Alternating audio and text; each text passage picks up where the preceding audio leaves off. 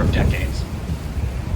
But a more unique design is over here to the right, this smaller black building with those big X's on it. Now, when that opened in the 1970s, it was known as the Mid-American Commodities Exchange. There was a trading floor inside the building. So the designers, they took the support columns, might have run down the center of that floor, and they were able to put them on the outside. Those X's are structural supports. Now, they very deliberately kept them exposed, right? They didn't hide them behind a window or a wall.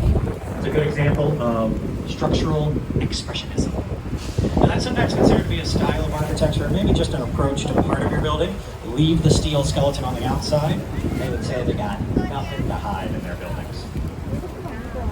Now, speaking of nothing to hide, over here to the left, you're going to find a gray mural running up the side of this building.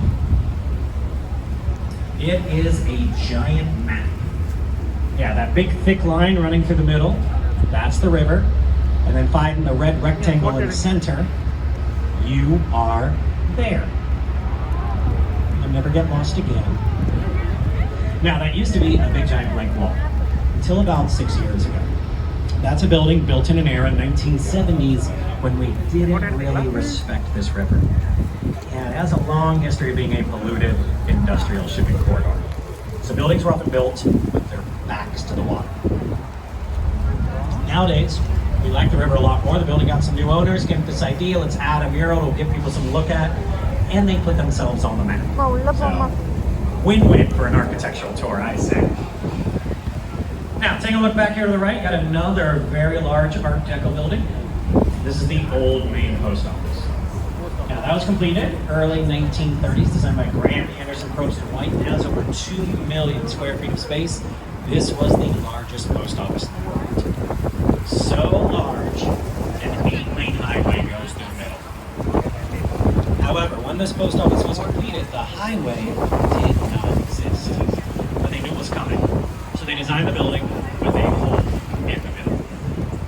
It's actually a really good way to prepare for Chicago progress of the early 20th century.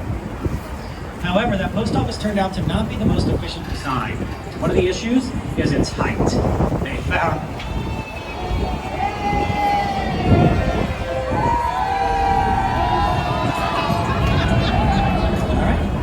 So, that post office is tall for a postal facility, so they found that they were wasting time and money shipping and sorting mail vertically within the building itself.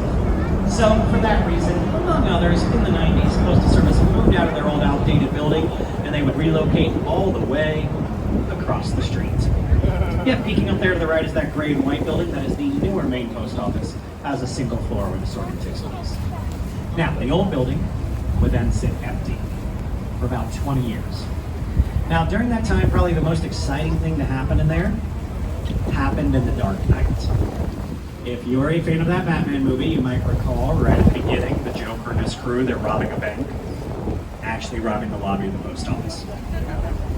And then, just back in 2016, the real estate developers who own it started what has become an $800 million renovation. It is the largest renovation in the country as they convert it to office space. Phase 1 opened in 2019. Some companies started moving in just in time for the pandemic. So that kind of slowed down some of the movements, but you may have noticed the list of companies on the outside of the building that are leasing space in there. Uber Freight, Home Chef, Walgreens, among others. The building is over 70% pre-leased. So pretty exciting times for the old post office. Now, speaking of exciting times, let's shift gears here for a bit. Let's get into a story. Let's talk Great Chicago Fire. Now, the reason I like to tell the fire story right here is because about a mile or so to our southwest is where you would have found Mrs. O'Leary's barn. And it was on October 8th of 1871 in that barn that apparently Mrs. O'Leary's cow kicked over a lantern, setting the city ablaze. There's a little more to it than that. See, at the time, we're in the middle of a drought. Conditions very dry. Chicago, 1871, mostly made of wood. Now you combine that with a strong wind blowing, you had a recipe for disaster. And the fire spread. It would jump the south branch of the river, burn east and north, jump the main branch. It would burn for about 30 hours. It took with it over 3 square miles of the city. Now, about 300 people lost their lives, and an estimated 100,000 lost their homes. That was a third of the population. So the city, devastated. But within the next few days, many Chicagoans were vowing to rebuild. And that's what happened. In the coming years, Chicago would basically rise from the ashes of that fire. And if you want to connect it to architecture, after Chicago burned, the heart of it was essentially a blank slate.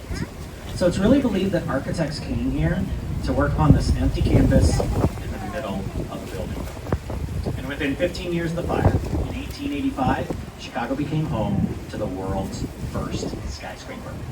Yeah, it's called the Home Insurance Building, and it topped out at a whopping 10 stories. Now, it wasn't the tallest building in the world, but what it was the first to use an interior steel frame to hold it up. The key there, steel. Start using steel frames or steel skeletons to do the heavy lifting for your buildings. It made them a lot lighter, which would allow them to go higher and higher and higher. Sadly, the Home Insurance Building no longer stands. Yeah, they tore it down mid-20th century, so don't go looking for it. And to kind of wrap up the story of the Great Fire, I do have to tell you the part about Mrs. O'Leary's cow starting it. That was made up by a couple of newspaper reporters back then. We don't actually know how the fire started. There's a lot of different theories. I guess in theory it could have been a cow, but no one knows for sure. But they are pretty sure that the fire started in or near the O'Leary barn. And if you're curious, what now sits on the site of that barn? Chicago Fire Department Academy. Yep, that is absolutely true. So fire breaks out there now, they got it covered. No problem. Now, in front of us here to the right, I just want to mention the old Union Station Powerhouse. Stands out all by itself over here. Union Station Powerhouse was completed in the early 1930s. It's been retired for about 20 years. It does have a little bit of Art Deco to it, especially those vertical lines. But it's owned by Amtrak nowadays. They have never said if they're ever going to do anything with it. Now, if we keep going south in this direction, we could eventually make it to the Gulf of Mexico in about 2.5 weeks. Sorry, we're just doing the 75-minute tour tonight. So, but this is still a completely connected waterway. This leads down to a newer canal connecting to the Des Plaines River, Illinois River, Mississippi River. But the benefits of turning right here is this excellent skyline view that greets us here to the left. Chicago looking really good tonight, even through this rain.